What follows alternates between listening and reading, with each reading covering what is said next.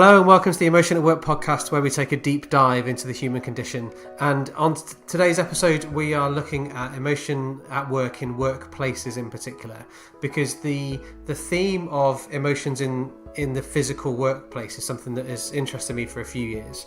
And partly from a self-interest point of view, because I've worked in a number of different places and locations. I've worked from a mansion hall through to a great big open plan office, and in the work that I do, I get to go and visit lots of client offices as well, so I get to experience lots of different places. And I've always been fascinated by the way that physical spaces kind of affect people's feelings, and also how those feelings then can, I guess, transform and move around a space.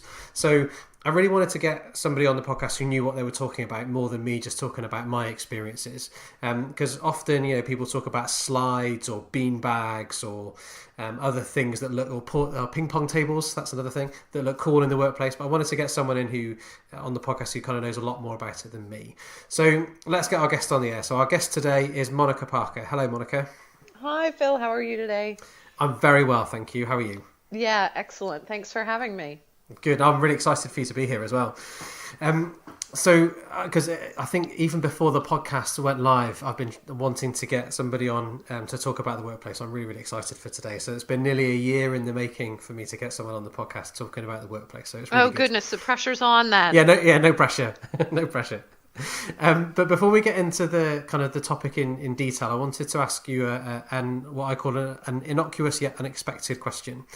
And so what I'd like to know from you is, what makes a great travelling companion?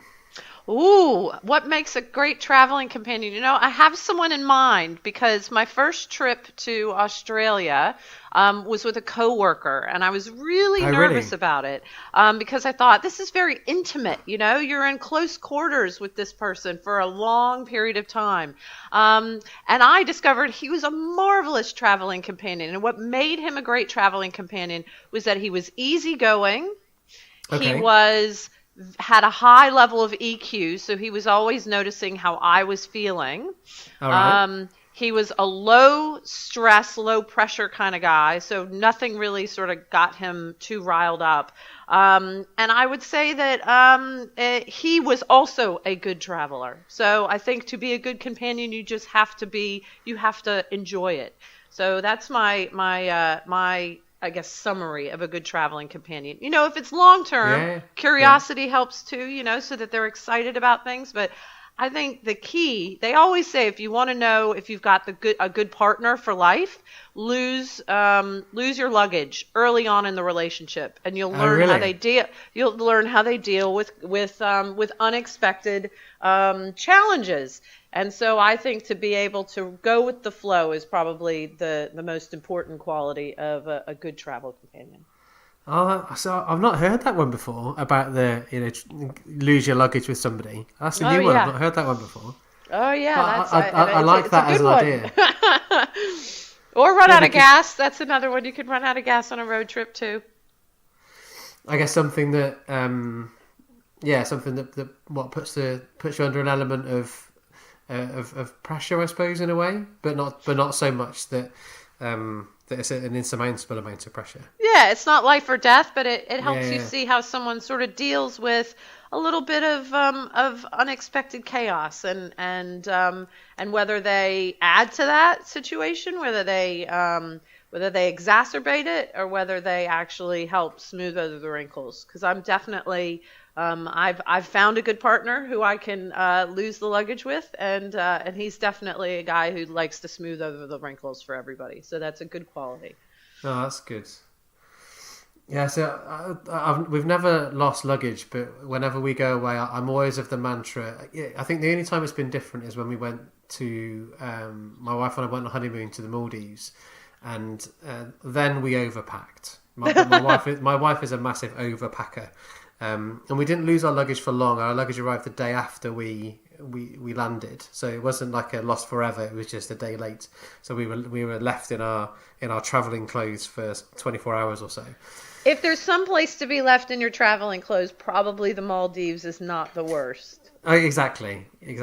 And whenever else we've been away, I've always said, well, whenever, there's always shops. There's always shops around, so it's not like none of it is insurmountable. Yes, absolutely. And so that some of those qualities that you talked about there, are they some of those qualities that you look for in people that you work with as well? Well, I think being able, as a consultant, being able to go with the flow is pretty important. I think the EQ quality as well. You know, we're paid to listen as much as we're paid to give advice, and so we deal with change. You know, Hatch is a lot of people want to call us workplace strategists. We're not. What we say is that we are human analytics and change consultancy that specialize in the future of work, and so really at the heart, we're talking about change and how people are going to manage change. And sometimes that change is unexpected. Sometimes there's a little bit of chaos mixed in there. And so we are there, as I said, to try to smooth out some of the wrinkles to help people feel less anxious about the process. And so it's really important that while we hire for a certain level of capability, and skill sets, that at the end of the day, they're people that our clients will feel really have a high degree of psychological safety with, that they'll feel safe with, that they'll be willing to experience this change with them. And I think that means, they've got to go with the flow, they've got to have high EQ, and they have to enjoy what they do. And so when you say human analytics and change consultancy, then can I unpick that title a little bit more? Yeah, absolutely. So what does human analytics mean then? Or how do you go about that human analytics? So there are a lot of folks out in the future of work world who are ex-designers, who are ex-project managers or moves managers. And I think that they certainly have a skill set that can be brought to bear in the change field. But I'm a believer that in the same way I go to my dentist for dentistry and I go to my mechanic to fix my car, I don't mix the two, that there is an actual science behind change, and that science is social science. And so all of our consultants are master's level social scientists or above.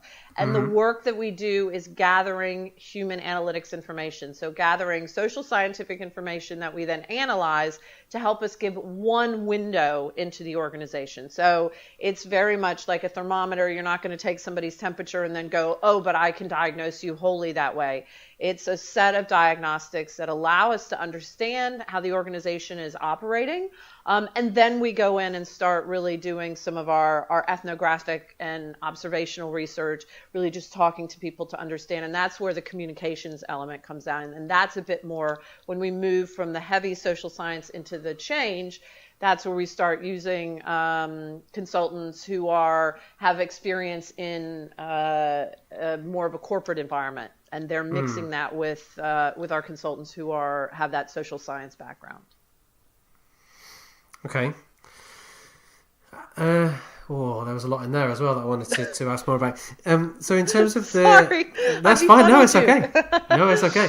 So in terms of that social science bias then, and the way that you go about gathering that data, are you doing that kind of through interview, through observation, a combination of the two, or are you analysing other? So we have a few different ways. So we have online survey tools that use a predictive behavior algorithm developed by a group of scientists out of UMass Amherst. We have a mobile app that people can download where we're able to gather photographic information. So sort of people doing their own ethnographic research within their environment. We do observations, and we also do interviews. And we're quite cautious about the way that we do those. So we'll have different consultants collect and analyze one set of data, and another consultant collect and analyze another, so that we're not coming into any of the analysis with a bias. I know that there are a lot of people that use survey tools out in the world. And I would just encourage them to get an actual someone who is a scientist in the science of surveys, and who understands that level of analytics, because I think there's a lot of bad survey data that's being thrown around that people are not giving the rigor to that they need to, and that's something that we're really passionate about and stand very firmly behind, is having all of the social scientific data that we collect has a tremendous amount of rigor. Yeah, and it's absolutely important. I was in with a client, I think it was last year, and they asked me to.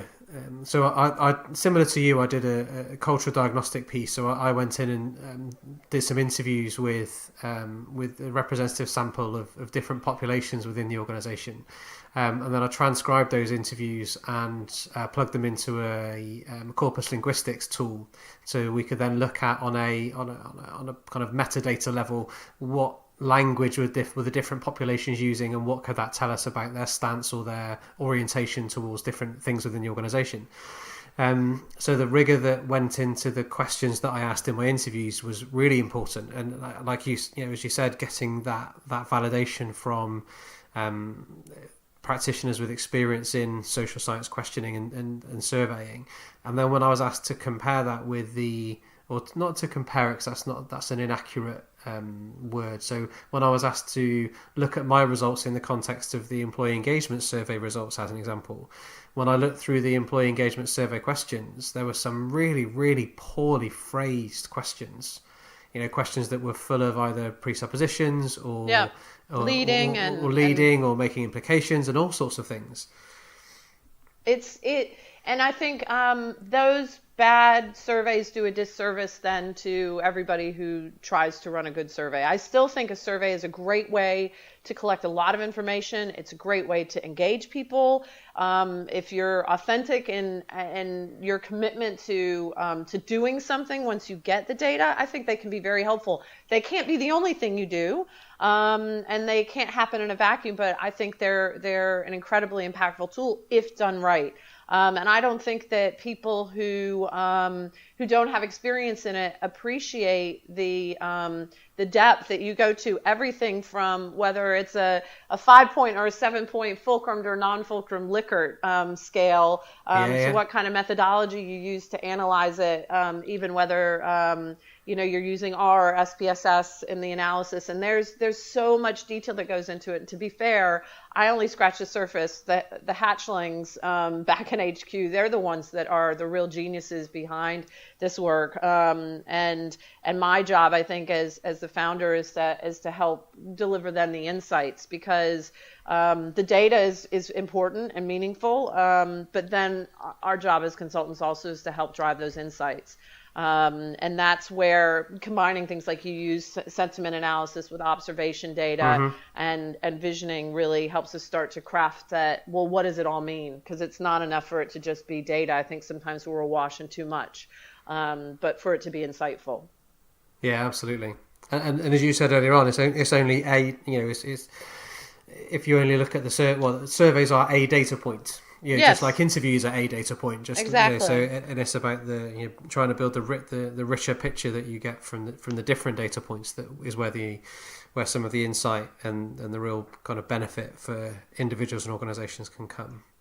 And you mentioned as well that people take pictures. So people, So how does that kind of form into the analysis? So we have a tool called Phido, Phido. Mm-hmm. And what Phido does, we call it Pinterest for workplace emotions. And in essence, what it is the users, the staff at organizations, the employees will get questions fed to them through a mobile app that they download to their phone, and it's on iPhone or Android. And the app will ask them questions, and the questions could be as simple as a keep, ditch, create exercise, which is great when we work with designers as well. So what would you keep about your workplace? What would you ditch, and what would you create? Oh, really? Okay. Yeah, but we'll also do some that will say, where are you eating your lunch today? What do you hope or fear the future of work is? And they're able to take pictures or download pictures, and then once they fill that out with their comment, then they can see all of their colleagues' pictures and comments and favorite them. And so it creates a level of engagement, very much, a small little social network or the organization. And what that allows us to do is start to get, again, a picture is worth 1,000 words, to start to capture some more visual information. We also know from an emotive point of view, from our research, that if you ask someone to respond in written language or to think in words, it triggers their logical part of their brain. But if you ask them to draw a picture, think in pictures, take a picture, it triggers their emotive brain. And obviously, that emotion at work is important. We're talking about changing their work homes. And so we want to tap into that emotive part as well. And we'll run the comments through sentiment analysis. And that really helps us start to get into that is much more of a qualitative piece of work as opposed to the quantitative that we get from the survey.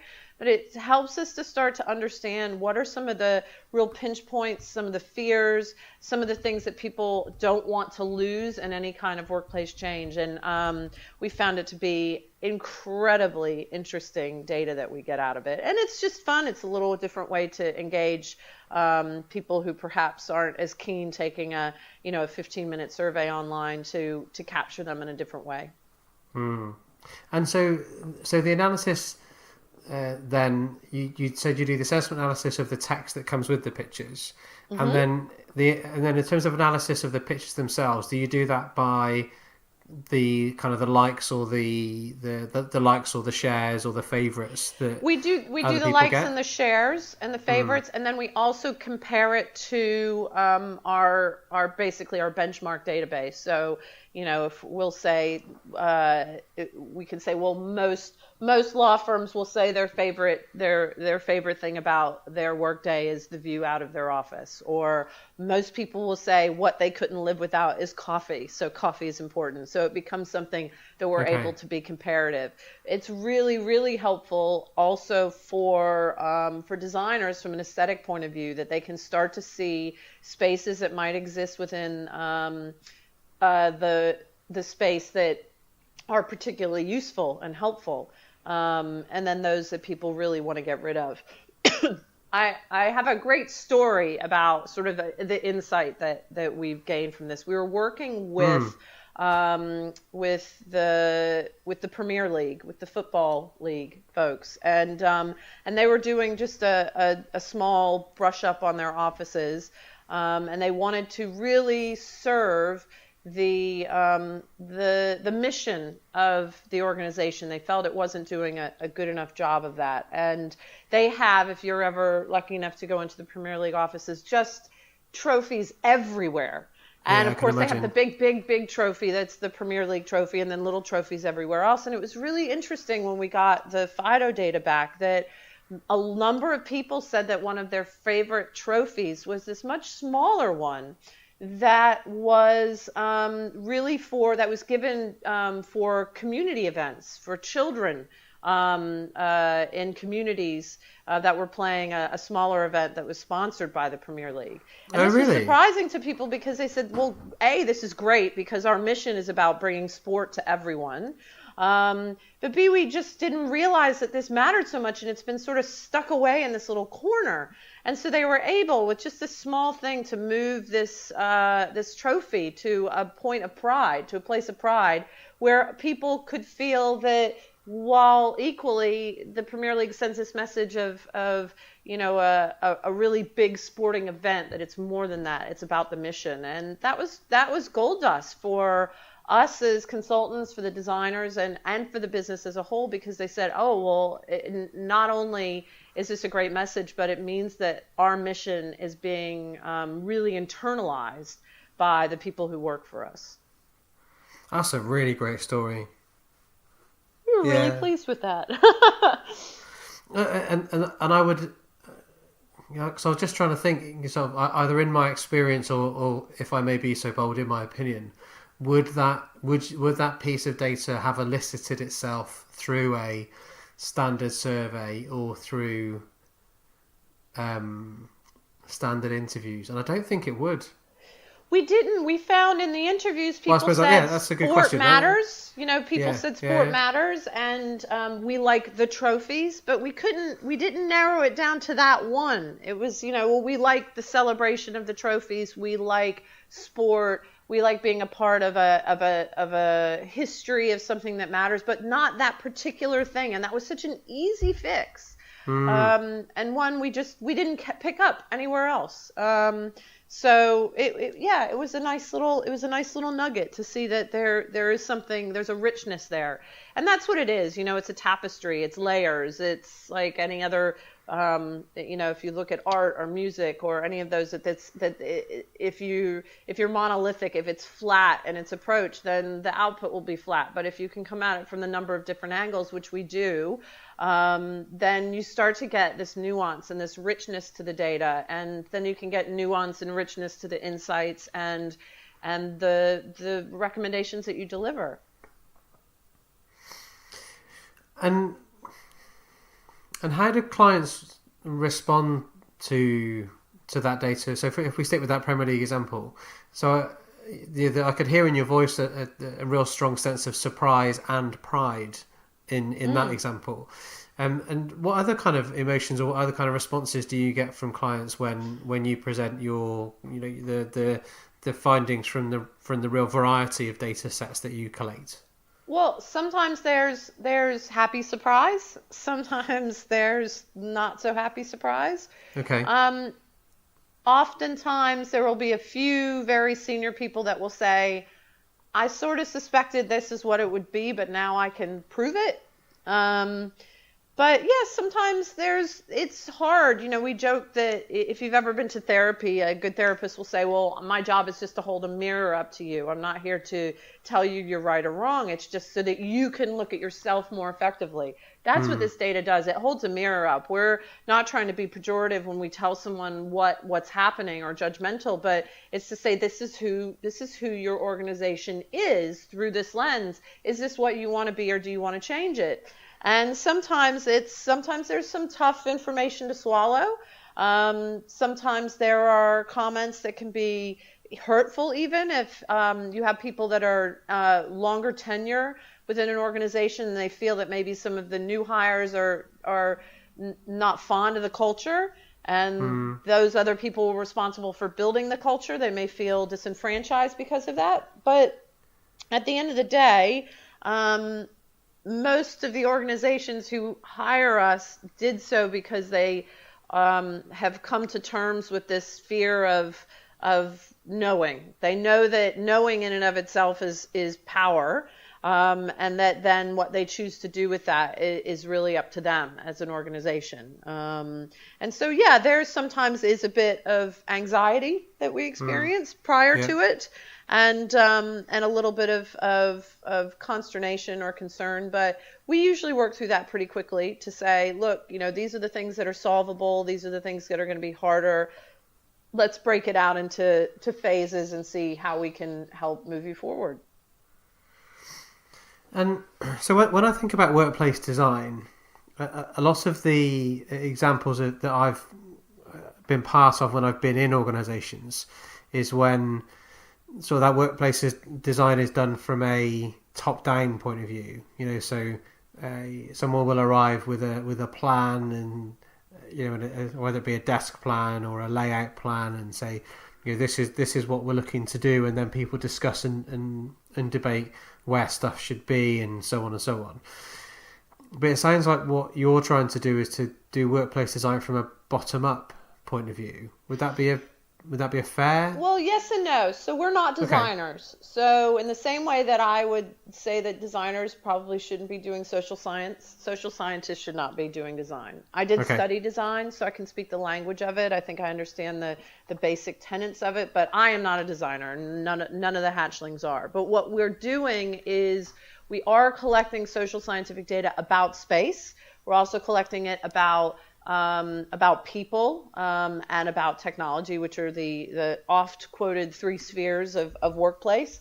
I think that there are a couple of different theories on how to approach design. I am of the belief that, and there are folks, that would have said that it's not that complicated, and probably design itself is not that complicated. But even if you designed a great workplace and didn't engage people in the process of that journey, then you're going to have potentially a culture problem. So really, we're culture experts that can help ensure that the workplace appropriately reflects and aligns with either that present culture or your ideal aspirational future culture. At the end of the day, I think design should be fluid, because it was only 10 years ago that the iPhone was invented. The whole world has changed since that time. I can't even imagine what will happen in the next decade. That's usually the length that somebody's signing a lease, 10 years with a 5-year break. So the idea that it's set it and forget it, I think, is a thing of the past. And so design needs to be able to be iterative.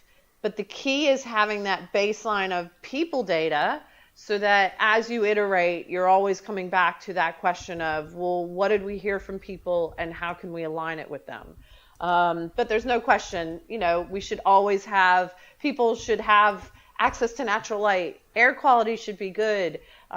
They should be able to find places to be quiet and places to be collaborative, all these different elements. But I think more important than space is that people should have psychological safety. People should have a sense of well-being. They should be able to have fair options for progress through the ranks. They should have flexible working available to them. And to me, those are more important than the design. The design can be a facilitator for those things.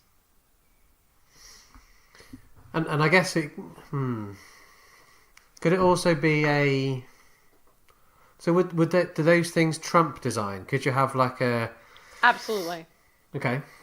So you you can have design that is so, that's so poorly aligned with basic human needs or with the organizational culture that it becomes a constant sticking point. But we only need to look at what Stuart Brand calls low-road design. So we have, lots of organizations that started in basements or in garages, and they were able to flourish in that environment. We know that that there are a lot of different ways that design can meet certain needs. So I believe that the cultural elements will trump design. However, if we look at the idea of a two-factor theory, that you can still be super engaged, but really, really annoyed at the fact that the toilets are always dirty. And those two things can exist simultaneously at the same time and still create a lot of issues and conflict because the toilets are always dirty or the open plan is always noisy, but I can still be super engaged. And I think that the idea that it's some sort of hierarchy of needs, that first you get the space right and then the culture right, or first the culture right and then the space right. They really exist on, I think, within two factors. But the culture is, in my opinion, a more meaningful and more difficult nut to crack. So you could have the sexiest, coolest, quirkiest kind of workplace in the world with loads of natural light, with individual air conditioned pods, so you never have the disagreements about who's hot or who's cold. And you could have table tennis tables and a bar at the end of the room, and you could have all of these things, but if the culture is toxic, then none of those things will matter because of the overriding culture. Absolutely. I mean, it's called Hertzberg's motivation hygiene theory. So if you've got, so that's all those things you're talking about are hygiene, and maybe touch a little bit on motivation. But if you've got a horrible toxic culture where people are being harassed, where there's rife favoritism, where there's bullying, where the business is unethical, where the work-life balance is so out of whack that You have people that are, have absenteeism and no one cares. There's no question that all that space will become as a gilded cage. That's not going to help anybody. We only need to look at Yahoo. They had some pretty groovy workplaces, but the culture was toxic, and we've seen what's happened to them. So I think that they are both important, and I believe that design matters, but culture is absolutely key. And how do you, or in your experience, how?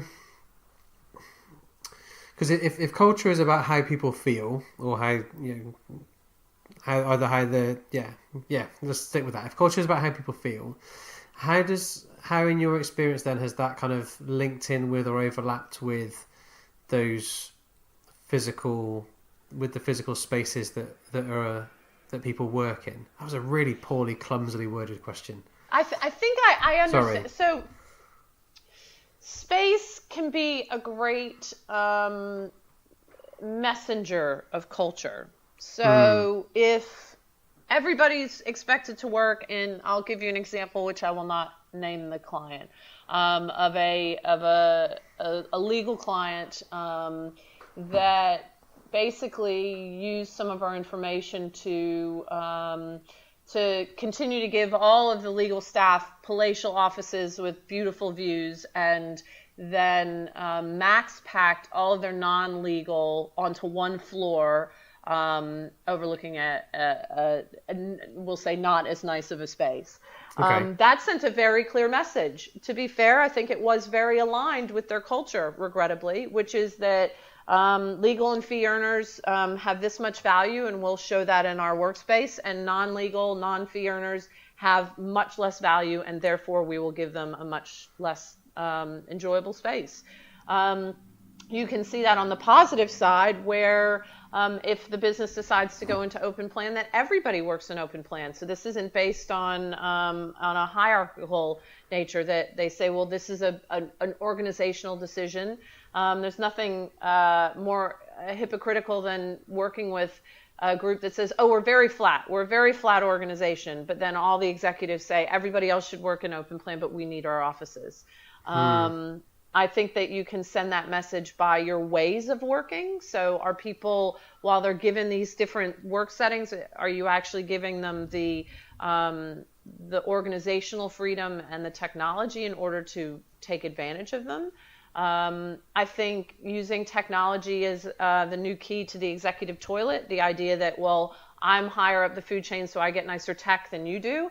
I think that sends a big message. So I think messages in the culture around who's valued, hierarchical issues around freedom, flexibility, and authenticity can all be very well displayed or less well displayed in a work environment, in the workplace design.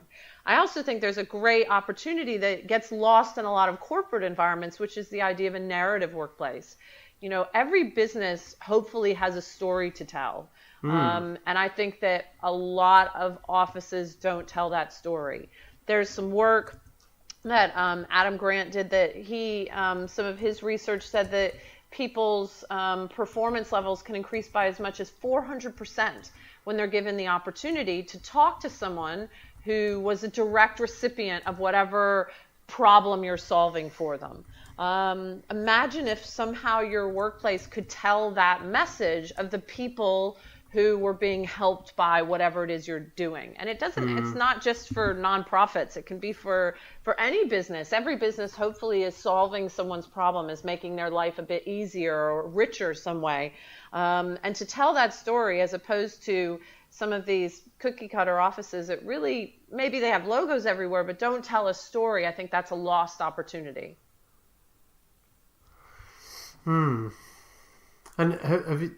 again, I'm not asking you to do a name drop, but have you worked with clients that have done that narrative workplace particularly well? And if the so, best narrative, what strategies did they? Okay, and what strategies did they use then? So I suppose I'm thinking, if I'm listening to this podcast, then I'm thinking, oh, that sounds really great, this narrative workplace idea. But what would that look like in reality? That's what was behind my question.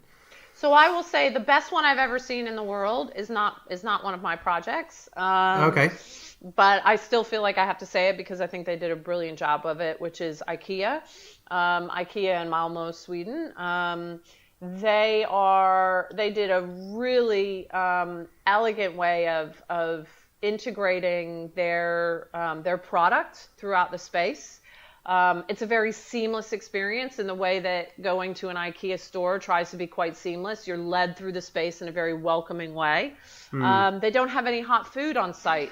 They encourage you to go across the street to the IKEA building, to the IKEA shop that's there, to have any hot food, so that you're interacting with the customers. So again, you're always having that opportunity to see the people you're serving. Okay. Everything from their staircases being made with offcuts of table legs that they used to use, to some of their quiet booths being made out of some of their shelving. I just thought it was a really elegant way to design for a space. Probably one of our best examples is an organization out of Australia called Porter Davis. And Porter Davis are luxury home builders. Okay. And their spaces just were in the suburbs, very nondescript sort of corporate spaces. And these are people who are coming sometimes to buy their first home. It's a big investment.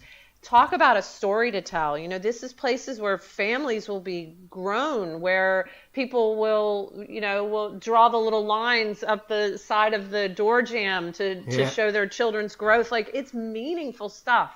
So the designers that they brought in, and with the work that we collected, they actually had all of the different neighborhoods in this one giant floor plate reflect the different styles of homes that they design. And it was done in a really beautiful way. But again, they fundamentally changed the culture as well. They went to, it was voted one of the best workplace of the year in Australia. They went to all flexible working, so work anywhere, anytime, hot desking, fitness programs, fresh fruit, and exercise in the space. So it was a transformation, not just of space, but of people and technology as well. Both of those sound amazing. I was blown away, but I can speak to Porter Davis. That takes courage to do what they did. That was a big leap. In what way? It was so different than what people had experienced in the past. It asked them to work in an entirely different way. And it could have gone horribly wrong. So there was a lot of boldness there because, the organization, it didn't just need a physical change. There was a lot of culture work and process work that needed to be done. And I think sometimes people, leaders are afraid that when you start to unpick things, then they'll be on the hook for fixing them all. And that's certainly not the case. You don't have to fix everything. You can just own that there are problems and that you're going to do the best to ameliorate them. But this organization really decided to try to fix everything that they unpicked. And I was really proud of them for that. Yeah, it sounds like and I guess the bit that really resonates with me is the way that it was done to fully align with the stories that the consumer or the customer has. So rather than the driver being behind making some of those changes, whether it be about work anywhere, anytime, or making sure we're looking after somebody's physical health and exercise, or whether it be supporting somebody's emotional health and emotional well-being, rather than doing those things because they're people say we should, or because we want to save cost or reduce office space or whatever that might be. What was behind it was how can we create a workplace or an environment where it's aligned with what we as an organisation do. That's what I heard anyway. Was that yes, fair? It is. Yeah. And that it was evidence-based. So I think that the challenge that that every organization has is they might say, well, then we can get a designer and they can do all that work with us at the senior level. But I can say that a change of that magnitude, had you not engaged with everyone to say, what are your thoughts? What are your fears? How can we support you on this? So that was reflected as well in the process. That's part of what made it successful. They had a full-time change manager and support from Hatch for a year to do that project. And so if I was to go to I was going to say the other end of the scale, but I'm not sure if that's the right phrase either. So if I was to think about that from a different point of view, then, so if I was to put myself in the shoes of, you know, your average organizational development or HR practitioner who might be listening to this podcast, and they didn't have that, you know, that full-time somebody within the organization and the support from Hatch, what could that individual start to do to help them think more about the way that, you know, some of these aspects could be showing up in their workplaces? Well, I think the key to me is having an authentic, regular, trusted communication loop. So really listening to, you know, what's going on in your work life, and that includes the physical built environment. How do you think we can support you? And then feeding back, you were heard and this is what we're doing on a very regular basis. You know, so many organizations do maybe a year annual survey, and there might be 2 or 3 questions in it about space. Mm-hmm. I would also say that HR should try to work more closely with facilities to elicit some of that information. Maybe their facilities is gathering some data that HR can do something about, and vice versa. Yeah. But when we work with an organization that says, look, we can't hire a full-time person, and we just want you to come in and be some of the course correction, the rocket fuel for the change program, what are the things that we can do? And that is the key element, is to say, you know, decide what's right for your culture, but develop some mechanism, be it a pulse survey or an email or happy not happy buttons or whatever it might be, of a regular feedback loop. And it's got to be a loop up and down and back up again. And you miss a week and then you've lost trust. So if you say we're going to send a survey out every Friday and then you don't do it on a Friday, then you've broken the trust. There's a social contract there that you've broken. And so I think being consistent, being authentic, radical transparency. You know, I think people don't realize there's a book by Chip Conley called Emotional Equations, and what Conley set out to do is to understand the relationship between words, because he said regular equations are relationships between numbers, mathematical equations, so I want to understand relationships between words. And he picked the word anxiety, and the reason he picked anxiety is because there was a study done by Accenture that said anxiety is the single most common emotion felt in the workplace. And so he said anxiety equals uncertainty times powerlessness. It's not additive, it's multiplicative, meaning that any increase in uncertainty, any increase in powerlessness increases anxiety. And we know that anxiety is not a positive emotion in the workplace. So by creating that degree of certainty and keeping that people know that they'll be heard, and then trying to give over some modicum of power, whatever that might be, that will decrease anxiety. But as soon as they feel disempowered, as soon as that certainty that they have is gone, that anxiety will spike. So anything that as an organization you can do to give over control and to give a sense of certainty will improve people's aspect on work. You just added a book to my reading list. Thank you. Oh, it's a good one. I mean, I particularly like that equation, and I'll be fair, I use it just about every chance I get because I think it's really powerful. because I think that I know that executives have the most of both of those. They have the most certainty. There's uncertainty in the world, but they have the most power and the most certainty out of any part of the organization.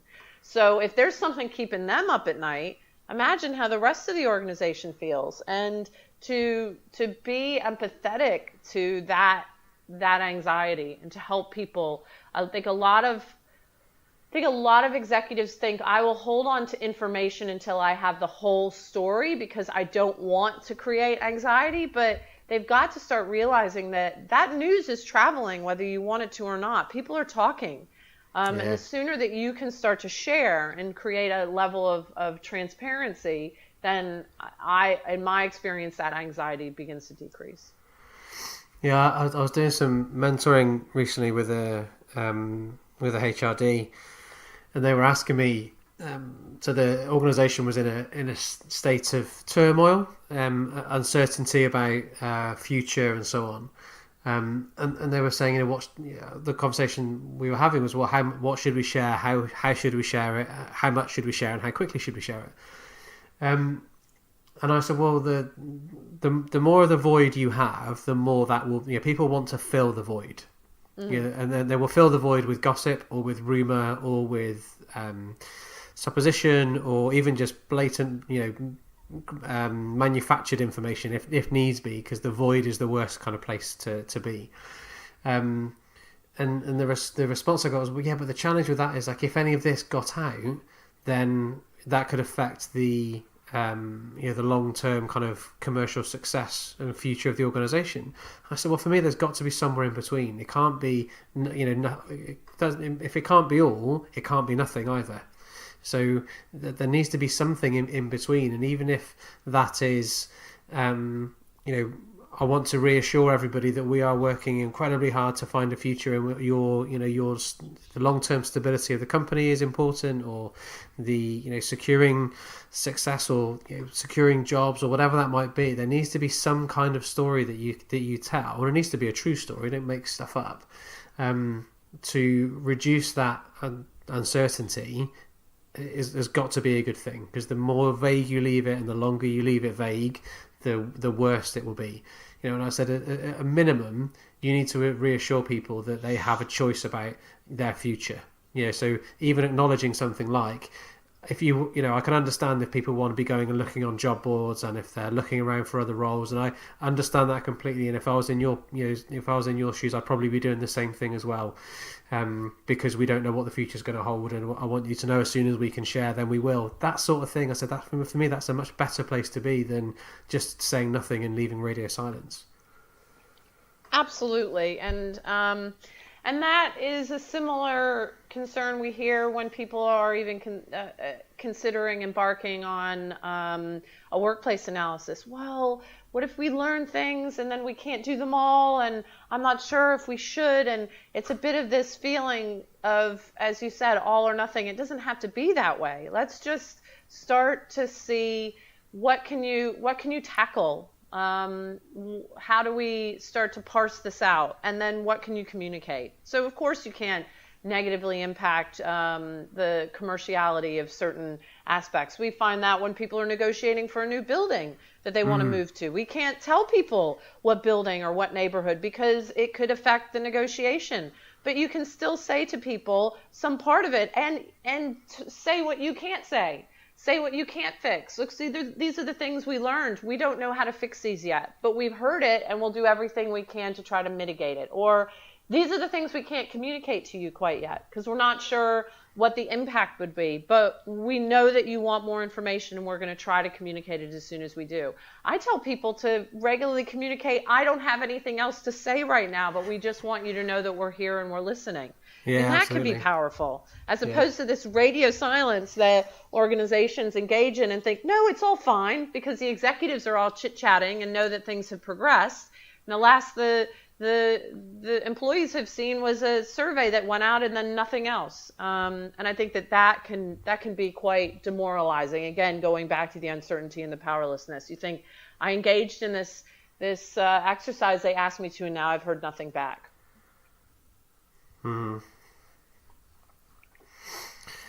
So I'm curious. So off air, you mentioned that you have a couple of new hatchlings coming on board, and you mentioned the word hatchlings already. So when it comes to sort of when I say the workplace, I don't necessarily just mean in terms of design. I'm talking in the broader sense as we've been discussing through the conversation so far.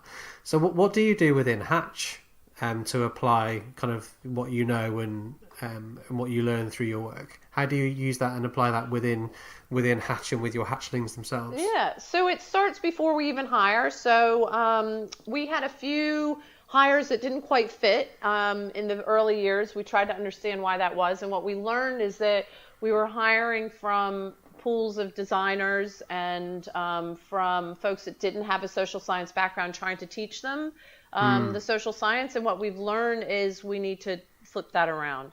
So now we blind hire. We work with a great recruiter who helps us with that, and basically she knows that we won't look at anybody that doesn't have a master's in social science or above. The reason for that is that we need them to understand, in particular, the statistical analysis that we know one learns in a master's social science degree. Yeah. She will collect the CVs, take any identifying information off the top of them, send them to us. We'll rank the CVs and then say that we want the top 5 CVs to write a blog post. We'll get the blog posts. We'll rank those, and then based on the top, say 3 of those, we'll ask those people then to come in. At that point, we still don't know which blog belongs to who, which CV belongs to who. We'll ask them to present to us a deck on some aspect of the future of work. By that point, we might start to suss out who belongs to who, and then we vote as a team. And based on that is how we hire. One of the reasons I also did this is we kept hiring women, and I thought, am I biased that we're hiring women because I want to hire more women into the industry? And so I was worried that maybe my own hiring biases were affecting the people that we were bringing in. Interestingly, now that we have moved to blind hiring, we're still hiring women. And in fact, right now, we've only got 2 men and the rest are women, but so that's just the beginning. What we do once they join, we're members of WeWork, so we're one of WeWork and London's oldest tenants. So we have 2 offices in London, 1 in Melbourne, and we're looking at opening 1 in New York as well. And that really helps from an organizational, cultural point of view, because it's hard being a consultant, and frequently, if consultants are doing their job well, you don't see each other very often because everybody's on client site. So to have a community that supports you, even when you can't be with your other hatchlings, we find is very important. We also don't police time, so we have a work anywhere, anytime culture. Come into the office, don't come into the office. We have a staff member who's from Munich. She will frequently go and work for a week from Munich and work virtually for us. That's not a problem. And then we are trying to slowly build on our mission together. And it's hard as you are growing, to build that. But what we also don't want is there's this expression, and we see this in our work, where people say, oh, it's like a family. And we do think that we treat people as if it's a family, but sometimes a family also means that you're afraid to call people out for their behavior because, well, I wouldn't want to hurt my family members' feelings. And so we're really trying to balance that dynamic. And 2 of our most recent hires, we're hoping will start to bring a bit more rigor to how we approach some of those elements, as opposed to what's been a fairly loose family environment up to now, to create a bit more solid feedback mechanisms. And we use technology to support as well. So we use Asana, we use Slack, Dropbox, and the like, which allow us to help support each other from anywhere in the world. Yeah. Because I was interested in one of the phrases you used right towards the start of our recording. You talked about, you said we're redesigning their work homes, which I thought was an interesting kind of way to phrase it. And the reason that's sort of jogged in my memory was because you mentioning family there, and the idea of sort of I've then linked together family and homes. People spend almost more waking time with their colleagues and their work environment than they do anywhere else, and yet people have so little say in the experience, and that's why it's naturally very anxiety provoking if people are going to change it. Even if it's not great, the notion that it's going to be changed is frightening. If someone were to come in and say, well, I'm going to change everything about your house, well, wait a minute, this is my house, I live here, and it is their work home. And what I want is for people's work homes to be more compelling, to be more welcoming. I went into this work, I have largely a background in nonprofit and activism. I went into this work because I believe that with better work comes a better world. I truly believe that. I believe that if people can feel better about their work, if they can feel more valued, then they will be happier. They will have a greater sense of well-being and balance. That will have a knock-on effect to their families, to their communities. I'm a big believer as well in work not needing to always be what you get paid for. So the idea of universal basic income is something that's very appealing to me, so that our work can have a real meaning, and that meaning isn't necessarily based on the monetary value that society puts on it. Yeah. And so I'm very passionate that it's not just your office, it's your work home. And we do try to cultivate that at Hatch as well. Yeah.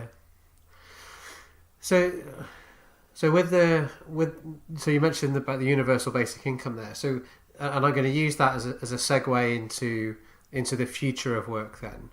So, what does your research or experience, or what does your insight sort of tell you about what the future of work is likely to be?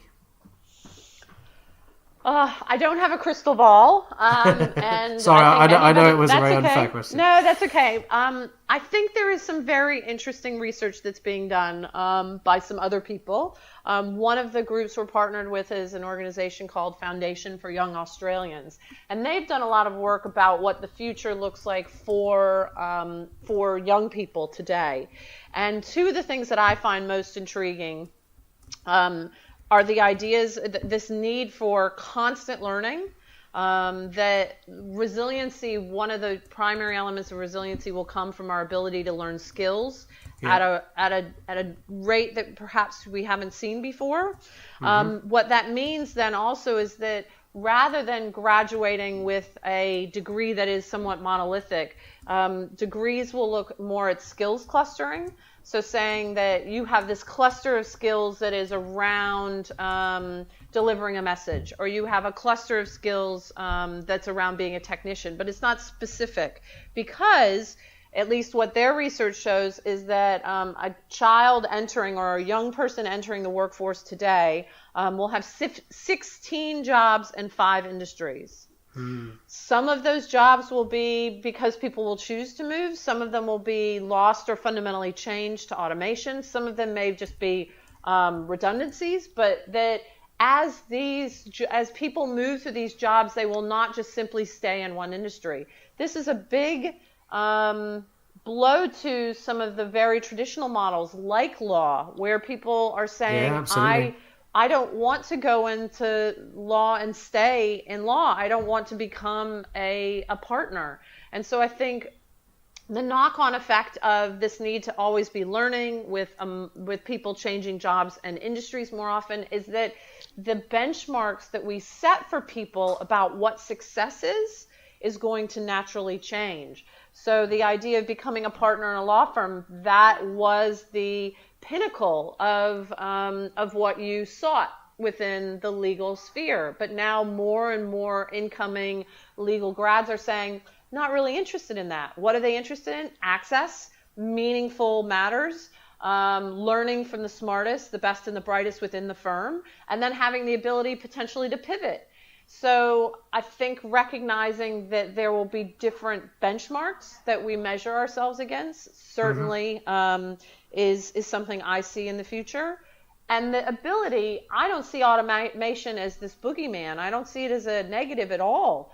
I see it as the ability for the crappy work that we probably didn't want to be doing anyway to be removed from our lives, and then what we're left with either is more meaningful work or more time. And what I'd love to see is a model whereby there was not so much judgment if people chose to work half-time, part-time jobs that were not as where the remuneration was not as great, because they felt it was more meaningful. But they could do that with the safety net of knowing that they could feed their families, that they could have health care, and that they could have a decent quality of life. Yeah. Yeah, I was reading a piece. I was reading a piece in, I think it was on the BBC website today, for some research that has been done in the UK and how to. So I now want to make sure I get it right. I kind of reference it. So there was a report by the Resolution Foundation, chaired by a guy called Lord Willits, talking about how the contrast between young and old had broken down. Recommendations including giving £10,000 to all young adults at the age of 25, which is funded by a lifetime receipts tax that would replace inheritance tax. So the idea being that an older generation pays more tax, and then what that does is that then gives but rather than saying a universal income, it gives a set figure to say, right, here's £10,000 at the age of 25, that would allow you then to in a way do what you want with it, but it could provide a strong deposit towards property, it could provide for additional retraining, could provide for whatever, but recognising the fact that you're going to that the younger generation have got more to do to achieve the same kind of things that the older generation currently have, if that makes sense. And I want to try all of these things. I think that some of the models we have, there's just this growing disparity between the haves and the have-nots, and I believe that when work becomes this thing that people dread, so that they can just get money to put on the table, or money to put in the bank so they can put food on the table, that doesn't help us as a society. I want to see the data. I don't want us to just assume. I like the pilots of all of these. I don't want to assume that that any one model works or doesn't work. I'm an analytics person. I want to see the data, yeah, but absolutely. I'm very encouraged by some of the pilots that are being done around universal basic income, and that are sort of slaying these sacred cows of, well, if you just give people money, they'll just sit around and be lazy all day, which is not, in fact, the inherent nature of people. People do want to do meaningful work and to contribute. That's sort of what is in our basic nature. Yeah.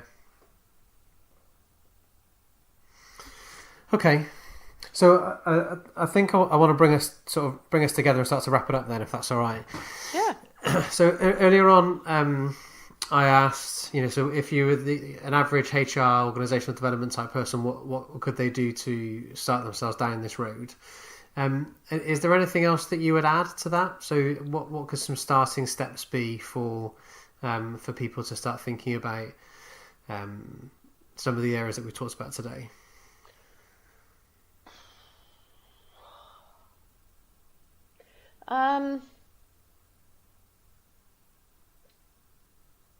I think it goes back to if it goes back to just starting to ask the questions. Really think about how can you engage people in a process of authentically understanding people's needs and then responding to them. I don't think that in the initial it has to be complicated.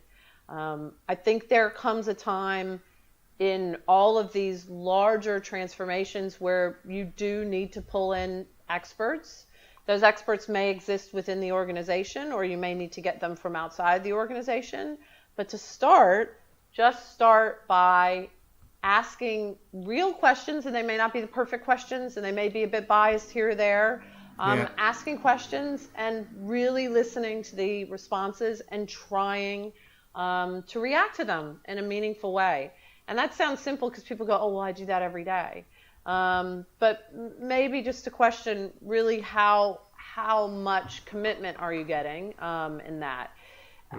I would also look at your, how are you going to access resources? How are you going to access decision makers? Once you gather this information, what is your end goal? But at the end of the day, I think it just starts with a really meaningful listening exercise. And I think, is it unfair? So, I'm going to say it anyway, I suppose. I've now framed it as saying that I might be being unfair. Intently listening is really hard, and it's really hard to do, and especially in a workplace where you already work. And what I mean by that is, so there are the old stories that everybody says they hear. So when you say, "Oh, what would you like to?" I don't know, a question like, if I was to take one of yours from earlier on, what would you keep? What would you? Oh, keep, ditch, create. Yeah. So even if you went with that, as in the workplace, tell me what would you keep, what would you dish, and what would you create? The risk is that when someone starts to respond to that question, you hear what you think they're going to say. You hear what you expect them to say, not what they're actually saying. Absolutely. And that, I think, is the sorry, go on. Yeah, no, I'm sorry, I didn't mean to interrupt. That's the risk, and that's why I think at some point when you really start to do the meaningful work, you probably need some guidance, but I don't think that that's any different than anything else. If you want to lose 20 pounds, you can read a bunch of stuff online about how to do it, and then eventually you may need somebody's help to do that. Weight Watchers has been proven to be one of the best ways to lose weight. Why? Because you're with a community and those are people that know what they're doing. If you have something that needs to be done to your house, plumbing, you may do a little bit. You'll watch some videos on YouTube to DIY, and then eventually you might have to bring somebody in. And so I think that there's tweaks that can be made, but there's always a risk. And there's a risk even, these are people, they're humans. You're not going to get it 110% right every time. And I guess we'll go back. This is a nice way to sort of bring it all full circle, because what makes a great traveling companion? What makes a great coworker? What makes a great, person in HR who's going to support is someone who goes with the flow, has a high level of EQ, and I think that those two elements, that if you can look at yourself and say, I'm really, really trying to listen to this person, and I'm willing to be found wrong, either now or at some point in the future, and deal with the little bit of personal chaos and issues with my confirmation bias that might occur, then I think that's the answer. And if you're willing to go there, then I think that there's power in that. Wonderful, thank you. So a couple of final questions then. So as we worked our way through, I've captured a few references and links for places. So we've talked about the Adam Grant study in terms of performance levels. I'll put some links into that particular study. We've talked about the Emotional Equations book. I didn't catch the author though when you said it. Who is the author of that? Chip Conley. And I can send you this. I can send you that and the information on Porter Davis. There's a great video that they produced about the outputs on that, and the Adam Grant study as well, if you like. Yeah, that'd be lovely. And if there's any other books or videos or TED Talks or anything that you would recommend for people that you think, if you're interested in finding out more, if you're interested in reading more, then here are some really good places to start. And that might be everything from, and I don't want you to create like a massive bibliography, but if there are some key texts or some key videos or key audio that you think, this is a really important thing, then I'll put those in the show notes so that our audience can get hold of those if they want to. Great. Wonderful, thank you. And then my final question, I think, unless I think of another one, is there anybody that you would recommend, or anybody you think we should seek out to try and get as a future guest onto the podcast? Oh, that's a loaded question. There's so many marvelous people. I have a few people that I'm fond of.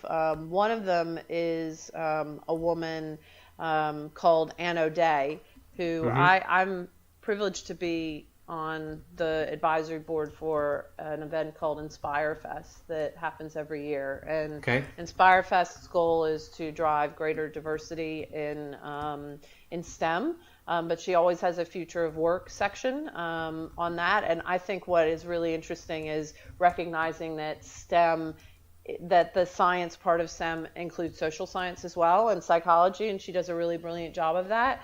I just think she's an incredible thought leader and would have some really interesting perspectives. So I think that she's someone that comes to mind. Wonderful, thank you. All right then, in which case, all that's left to do is to say thank you. Huge thank you very much for your time today, Monica. I've really, really appreciated it. We've covered a lot of ground, and it's been really, really interesting. You've got me thinking deeply and hard. So yeah, I'm very grateful for that. Thank you. Thank you, Phil. It was a real pleasure, and it's fun to be able to talk to somebody about something that I'm so passionate about. That's my life's work. So I appreciate the time, and you have a terrific day. Wonderful. Thank you.